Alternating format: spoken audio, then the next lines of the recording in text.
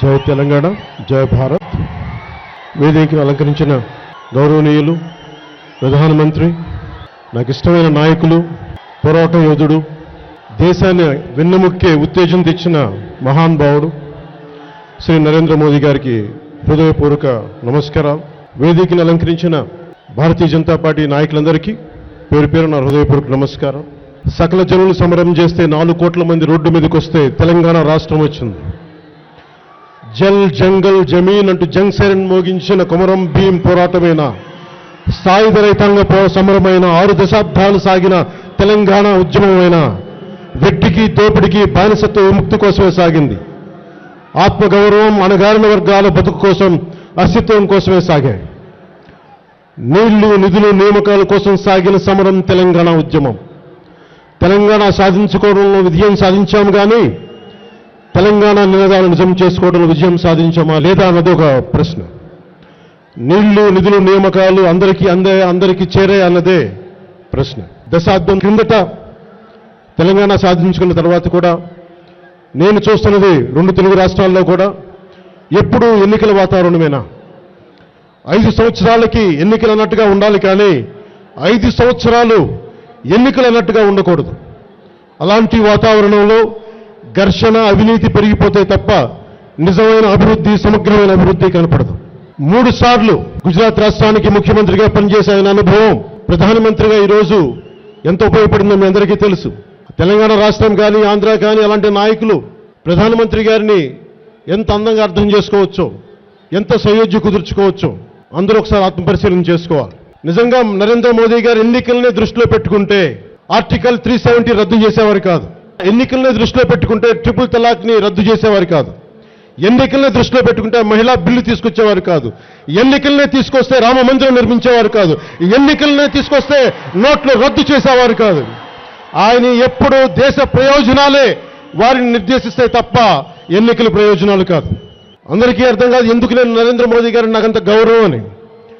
2004 నుంచి 2014 వరకు మన గోకుల్ చాట్, లుంబిని పార్క్ దాడులు మొదలుకొని బాంబే ఆత్మాహుతి దాడుల వరకు ఎంతమంది చనిపోయారు, ఎంతమంది గాయపడ్డారు, చాలా మంది చనిపోయారు. ఇలాంటి పరిస్థితుల్లో నా కోరిక ఎప్పుడు ఒక బలమైన నాయకుడు కావాలి, దేశానికి ఆత్మగౌరవం నింపే నాయకుడు కావాలి, ఆత్మవిశ్వాసాన్ని పెంపొందించే నాయకుడు కావాలి దేశానికి.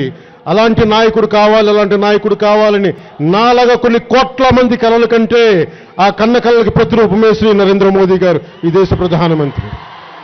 ఒక దేశ అభివృద్ధి కావాలంటే అంతర్గత భద్రత చాలా ముఖ్యం.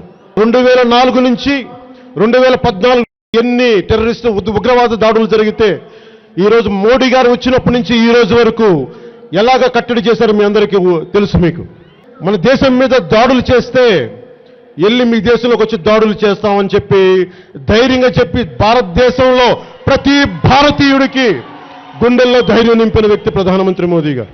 ఈరోజు ఆయన పథకాలు జల్ జీవన్ మిషన్, స్వచ్ఛ భారత్, ఉజ్వల్ యోజన, గరీబ్ కళ్యాణ్ యోజన, జనధన్ యోజన, ఆయుష్మాన్ భారత్ ఇలాంటివన్నీ ఎంత ఉపయోగపడ్డాయి దేశానికి. అలాగే WHO దీని ప్రకారం హైయెస్ట్ వ్యాక్సిన్స్ చేసిన దేశంగా ఆయన అద్భుతమైన విజనరీ అయిన ఉమెన్ ఎంపవర్మెంట్ కోసం కానీ, మనకి అంతర్జాతీయ సంబంధాల కోసం ఈ భారతదేశం ఏ విధంగా అభివృద్ధి చెందిందో మనందరికీ తెలుసు. భారతీయ విదేశాంగ విధానం కానీ, భారతీయ ఫారెన్ పాలసీ కానీ ఏ విధంగా మనందరి ప్రపంచం మొత్తం మీద మనల్ని చాటి చెప్పి భారతదేశం అగ్రగామిగా నిలబెట్టింది, అది నరేంద్ర మోదీ గారి నాయకత్వంలో. చంద్రయాన్ 3 నరేంద్ర మోదీ గారి నాయకత్వంలో మనం చూడాల్సింది ఎప్పుడు ఓటమికి గురైన శాస్త్రవేత్తలకి భుజం తట్టి నేనున్నాను పర్లేదని, 2వ ఫెయిల్ అయితే 3వది అద్భుతంగా ఎవరు వెళ్ళని చోటకి సౌత్ సైడ్ మన చంద్రమండలానికి పంపించిన ఘనత వారిది. అదే శాస్త్రజ్ఞులు, అదే గొప్పవారు, అదే విద్యావంతులు. కానీ బలమైన సరైన నాయకుడు దెబ్బతిన్నప్పుడు భుజం మీద తడితే ఏ విధంగా ఉంటుందో ఈ రోజున భారతదేశం అభివృద్ధి చూడొచ్చు. 3 దశాబ్దాల పాటు రావాల్సిన ఒక ప్రగతిని నరేంద్ర మోదీ గారి నాయకత్వంలో కేవలం దశాబ్ద కాలంలోనే సాధించగలిగింది భారతదేశం. అది ఎవరో మనం మర్చిపోకూడదు. Number 1 in digital payments. యూపీఐలో దాదాపు 10 బిలియన్ ట్రాన్సాక్షన్స్ ఈ దశాబ్ద కాలంలో. 2014లో 10వ స్థానంలో ఉన్న భారతదేశం ఈ రోజున 5వ స్థానంలో నరేంద్ర మోదీ గారి నాయకత్వంలో మనం సాధించగలిగాం. ఈ రోజున బీసీల గురించే వస్తే అత్యధిక శాతం ఈ దేశం బీసీల జనాభా. మేము వారిని ముఖ్యమంత్రి చేస్తాం, అణగారిన వర్గాలను ముఖ్యమంత్రి చేస్తామని చెప్పి నోటితో చెప్పడం చాలా తేలిక, నోటితో ప్రేమించడం తేలిక. బీజేపీ నరేంద్ర మోదీ గారు బీసీలు నోటితో ప్రేమించలేదు, సీటుతో ఇచ్చి ప్రేమించింది, మాటలతో ప్రేమించలేదు. ముఖ్యమంత్రిగా బీసీని ముఖ్యమంత్రిగా చేస్తామని ప్రకటించి మరీ ప్రేమించింది. మాటలు చెప్పి ప్రకటించడం తేలిక, ముఖ్యమంత్రిని చేస్తానని ప్రకటించడం కష్టం. తెలంగాణ పోరాటాల గడ్డ. పోరాటం అంతిమ లక్ష్యం శాంతి కోసం, అభివృద్ధి కోసం. పోరాటం అంటే చావడం కాదు, పోరాటం అంటే గెలవడం, లక్ష్యాల్ని సాధించడం. భాగవతం పుట్టిన నేల ఇది, తెలంగాణ భాగవతం పుట్టిన నేల ఇది. భాగవతం పుట్టిన నేలలో బతుకు భారం అవ్వకూడదు. మోదీ గారి నాయకత్వంలో బీసీల తెలంగాణ రావాలి, సామాజిక తెలంగాణ నిలదొక్కుకోవాలి, బీసీలు ముఖ్యమంత్రి కావాలి. దానికి జనసేన సంపూర్ణంగా, పవన్ కళ్యాణ్ సంపూర్ణమైన మద్దతు భారతీయ జనతా పార్టీకి, నరేంద్ర మోదీ గారికి ఉంటుంది. విజన్ 2047 ప్రపంచంలో అగ్రగామి దేశంగా కావాలంటే మూడోసారి ఔర్ ఎక్ బార్ మోదీజీ, మనస్ఫూర్తిగా మోదీ గారు కావాలి ఇంకొకసారి ప్రధానమంత్రిగా. 2047 విజన్ ని భారతదేశమే ప్రపంచంలో అత్యంత అద్భుతమైన దేశంగా తీసుకెళ్లే బలమైన సత్తా ఉన్న నాయకులు, కొత్త తరం నాయకులను తీసుకురాగలరు. అలాంటి బలమైన దేశం, భద్రత ఉన్న దేశం, బలమైన ఆర్థిక వ్యవస్థ భవిష్యత్తులో ప్రతి భారతీయుడు చూడాలి. అలాంటి భారతదేశం కోసం సాయశక్తులు నా వంతు నేను కృషి చేస్తాను. ప్రధానమంత్రి గారికి అండగా ఉంటాం. ఈ ఎన్నికల్లో వారికి అండగా నిలబడతాం.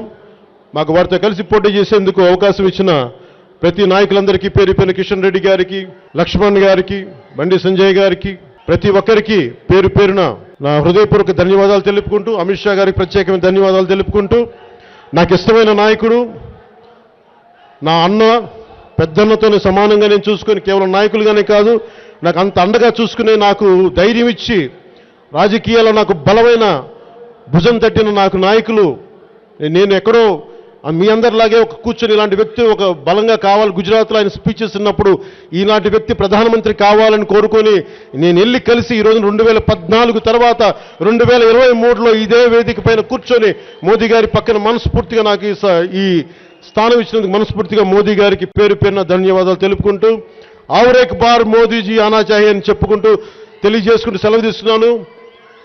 జై భారత్, జై హింద్.